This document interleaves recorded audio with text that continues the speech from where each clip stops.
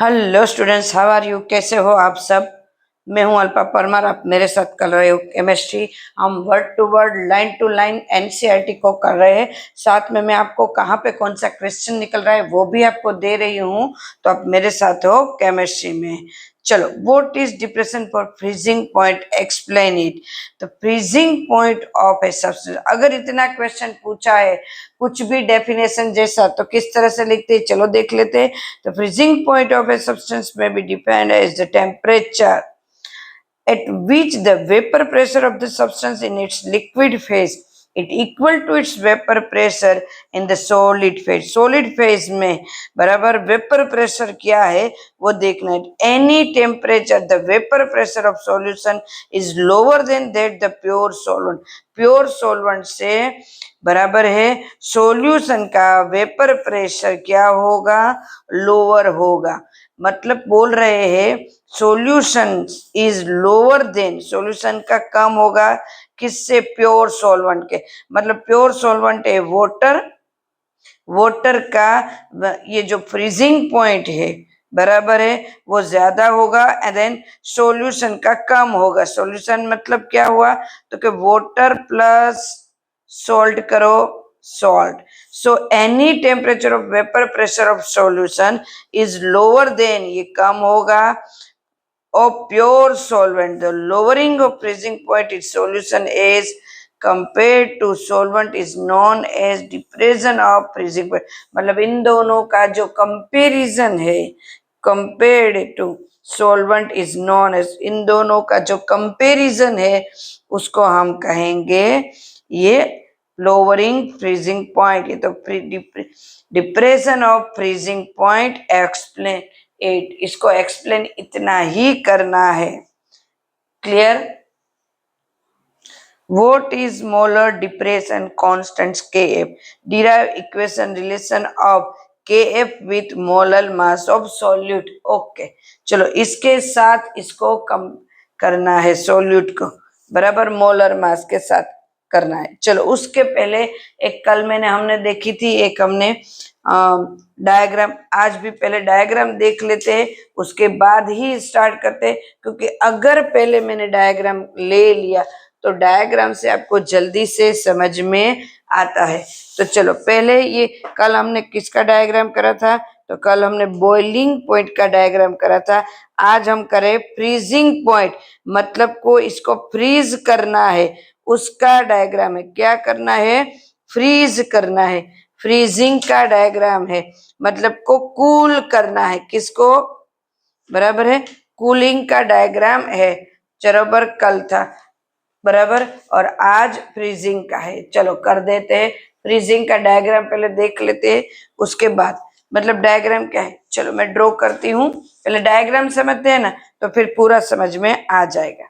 चलो यहाँ पे ये समझ में आ रहा है, दिख रहा है ना, यस दिख रहा है, yes yes. This is vapour pressure, this is temperature. अब देखो मेरे पास है सॉल्वेंट एंड सोल्यूट, बराबर है दोनों मेरे पास है। अब देखो टेम्परेचर यहाँ इंक्रीज होगा, इस तरफ जाएंगे तो केल्विन में बराबर इंक्रीज हो रहा है। अब मुझे मिल रहा है सॉल्यूशन एंड सॉल्वेंट का। देखो सॉल्वेंट पहले होगा, सॉल्वेंट का डिप्रेसिंग, सॉल्वेंट इस टेम्परेचर पे फ्रीज हो रहा है, क्या नाम है, लिक्विड सॉल्वेंट फ्रीज हो रहा है, बराबर है। इसको यहां से ऐसे ले सकते, यस। बट जब मैंने सॉल्यूशन बनाया मतलब वाटर के अंदर मैंने कुछ ऐड करा, NaCl ही लेंगे क्योंकि हम उसका ही एग्जांपल है। जब उनके अंदर उसको NaCl को ऐड करा तो उसका फ्रीजिंग पॉइंट है वो कम हो गया। मतलब ये 0 डिग्री पे अगर फ्रीज होना स्टार्ट करते हैं तो ये -4 -5 ऐसे डिग्री पर फ्रीज होना सॉल्यूशन स्टार्ट करेंगे। Clear students? This is solution, this is solution freezing point. तो इन दोनों के बीच का ये गैप रहा है, इतना गैप आएगा। इसको अगर कहेंगे ये जो है सॉल्वेंट, इसको कहेंगे स्टार्टिंग का सिर्फ तो T not F and this is T F freezing point solution. ये दोनों के बीच को हम कहेंगे delta T F. Clear students, delta T F किसको कहेंगे? इसीलिए हम लोग जब भी कुछ ठंडा करना हो हमें जल्दी से, तो हम क्या करते हैं, हम सिर्फ उसको आइस में नहीं रखते। कोई भी कंटेनर जिसको जल्दी से ठंडा करना है, दूध का बना है कुछ, आइस में तो रखते, पर अगर आप आइस के ऊपर सॉल्ट डाल दोगे तो जल्दी से ठंडा हो जाएगा।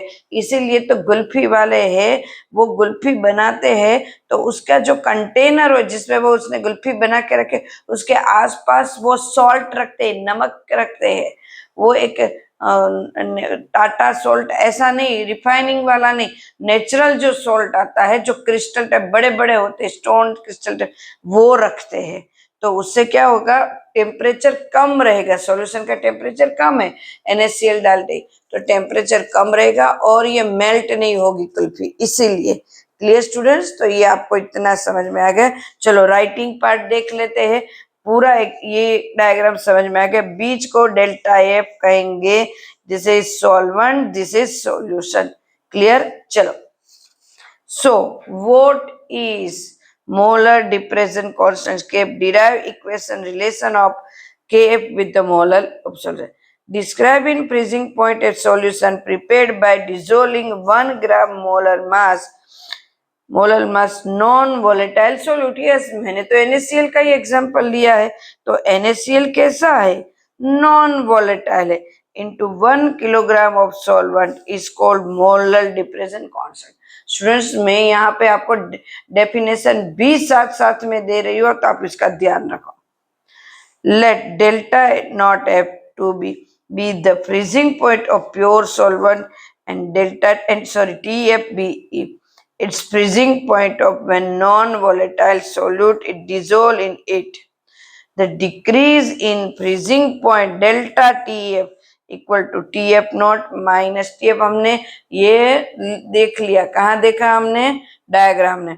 is known as depression freezing point, इसको क्या कहते हैं? depression freezing point. Next,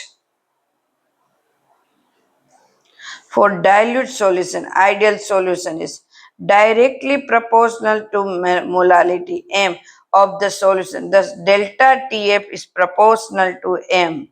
Delta TF is equal to proportional निकाल equal to KF into M. बराबर है। तो proportionality constants Kf which depend on the nature of the solvent is known as freezing point depression constant or molar depression constant or Kirchhoff distance, Kirchhoff distance बराबर constant. The unit of Kf is kelvin kilogram mole inverse. ध्यान से, kelvin kilogram mole inverse. सो diagram मैंने यहाँ पे draw करा था।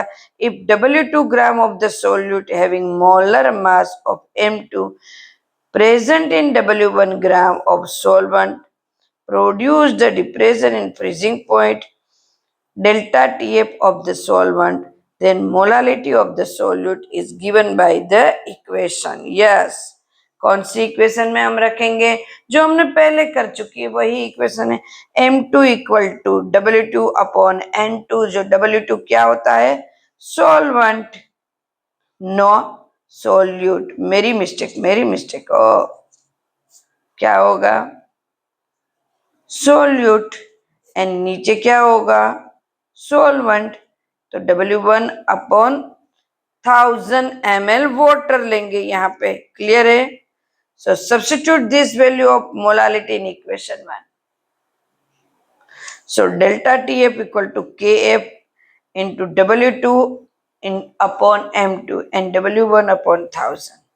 So delta TF equal to KF into W2 into 1000 upon W1 into M2.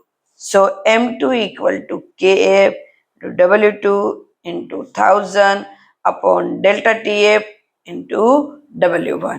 तो इस तरह से हम मोलर मास फाइंड कर सकते हैं। हमको ये पूछा था हमारे क्वेश्चन में था कि सोल्यूट का मोलर मास कैसे फाइंड करेंगे। एकदम से क्लियर, बहुत इजी क्वेश्चन है, बट पूछ सकते हैं। IMP तो है, तो ये क्वेश्चन अगर आपने कर लिया तो आपके 3 मार्क्स पक्के। 4 मार्क्स में तो केस स्टडी है, 3 मार्क्स पक्के। ओके स्टूडेंट्स, तो नेक्स्ट वीडियो में फिर से मिलते हैं, तब तक के लिए बाय, टेक केयर।